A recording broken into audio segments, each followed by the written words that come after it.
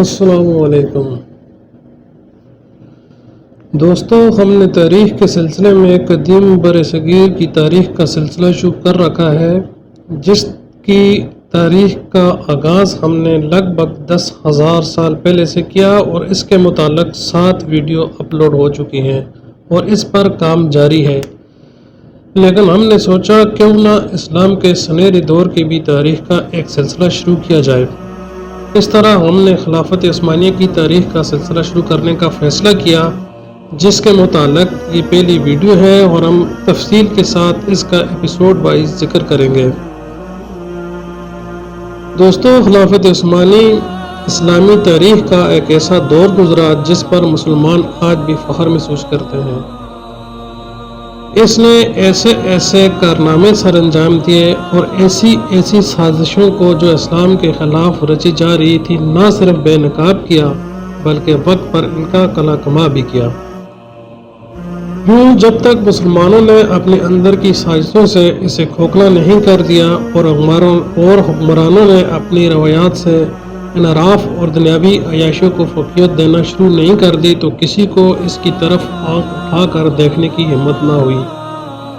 اسی لیے یہ ریاست 623 سے 624 سال تک قائم رہی۔ بہرحال سلسلے کو شروع کرتے ہیں کہ اس کا آغاز کیسے ہوا۔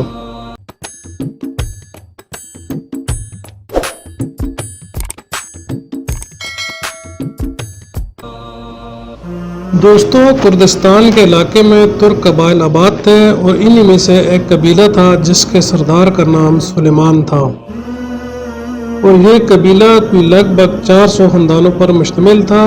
یہ ایک خانہ بدوش چرواہا تھے، اور جب چنگیز خان نے مسلم اکثریتی علاقوں پر جلگار کی اور قتل و غارت کی انتہا کی تو یہ قبیلہ بھی اس سے متاثر ہوئے بغیر نہ رہ سکا، اور پھر اس کے سردار نے اپنے قبیلے کو لے کر شام کی طرف جانے کا ارادہ کیا۔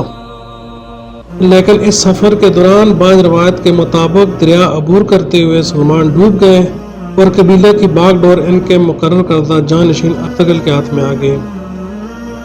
اور جب یہ ارطغرل اپنے قبیلے کو لے کر موجودہ ترک اناطولیہ کی طرف جا رہا تھا تو اس کے ساتھ اس وقت کم و بیش 400 بہادر جنگجو تھے، اور قبیلہ لگ بھگ 100 خاندانوں پر مشتمل تھا۔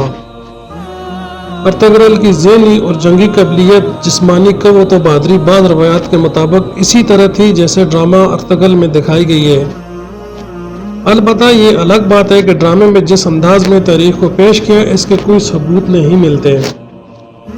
بہرحال یہ قبیلہ آگے بڑھتے ہوئے ایک ایسے مقام پر پہنچ گیا جہاں جنگ جاری تھی۔ جب ارطغرل نے دیکھا کہ ایک لشکر شکست کھا رہا ہے جبکہ دوسرا حاوی پڑ رہا ہے تو ارطغرل نے 400 بہادر جوانوں کے ساتھ حاوی پڑنے والے لشکر پر ٹوٹ پڑا، اور اس بہادری اور جرأت سے حملہ آور ہوا کہ اتنے بڑے لشکر جو تقریباً فتح حاصل کر چکا تھا پاؤں اکھڑ گئے، اور یوں جنگ کا پانسا ہی پلٹ گیا اور جیت تقریباً جن کی ہو چکی تھی وہ میدان سے بھاگنے پر مجبور ہو گئے۔ اس طرح جن کو شکست ہو رہی تھی وہ دوبارہ فاتح ہو گئے اور فاتح ہونے والے شکست سے فاش ہوئے۔ اچھا، جن دونوں لشکروں کی لڑائی ہو رہی تھی ان میں سے اصل میں ایک سلجوق لشکر تھا جو سلطان علاء الدین کی قیادت میں لڑ رہا تھا، جبکہ دوسرا لشکر صلیبیوں کا تھا، لیکن ارطغرل کو معلوم نہ تھا۔ سلجوق سلطان نے ارطغرل کو اپنے پاس بلایا اور پوچھا کہ کیا آپ ہمیں جانتے ہیں؟ اس نے کہا نہیں۔ سلطان نے فرمایا تو پھر آپ نے ہماری مدد کیوں کی اور اپنی جانوں کو خطرے میں کیوں ڈالا؟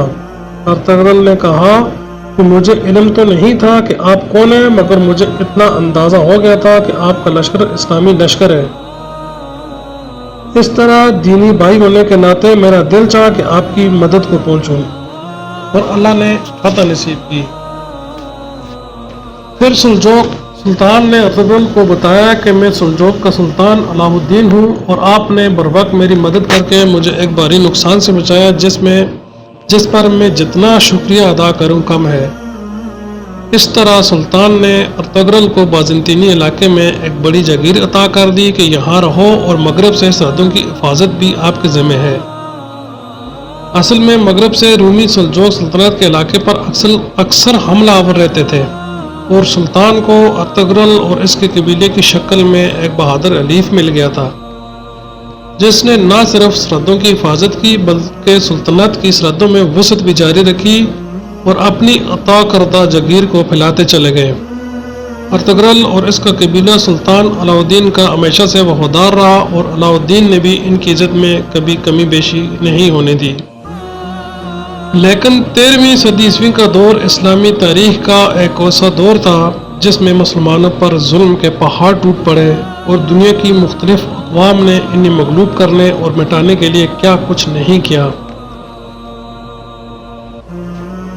دشمن تدبیریں کرتے رہے مگر سب سے بہترین تدبیر کرنے والی ذات اللہ کی ہی ہوتی ہے، اور پھر اس کی تدبیر بہت زبردست ہوتی ہے۔ جب ساری کفار کی طاقتیں مسلمانوں کو مٹانے میں لگی تھی تو اللہ نے اسی صدی اسلام کا ایک ایسا چراغ روشن کرنے کا فیصلہ کیا کہ جس کی روشنی صدیوں چلتی رہی اور کئی براعظموں پر پھیل گئی۔ 1258 کو لاکو خان نے بغداد پر چڑھائی کی، وہاں مسلمانوں کا قتل عام کیا گیا، بچوں، عورتوں، بوڑھوں کا بھی لحاظ نہیں رکھا گیا، کتابی لائبریریاں تباہ کر دیں، مقدس مقامات، مساجد اور عبادت خانوں، مذہبی کتابوں کی بے حرمتی کی گئی۔ دوسری طرف اسی سال اللہ نے ایک ایسے بچے کو پیدا کیا جس کی نسل کے مقدر میں قسطنطنیہ کی فتح آئی، جس کی کوشش مسلمان صدیوں سے کر رہے تھے۔ یہی نہیں بلکہ 4 براعظموں پر حکومت کی اور اپنے دور کی سپر پاور ہوئی اور پوری دنیا کے مسلمانوں کی خلافت کھلاتی تھی۔ یہ بچہ کوئی اور نہیں بلکہ عثمان ابن ارطغرل تھا، جس سے دنیا عثمان غازی کے نام سے جانتی ہے۔ ارطغرل جیسے خود بہادر تھا، اس کا بیٹا اس سے بھی بڑھ کر بہادر اور انصاف پسند مجاہد ثابت ہوا۔ اب انشاءاللہ اگلی ویڈیو میں اسی کے بارے میں تفصیل سے بات کریں گے۔ تب تک اللہ نگہبان۔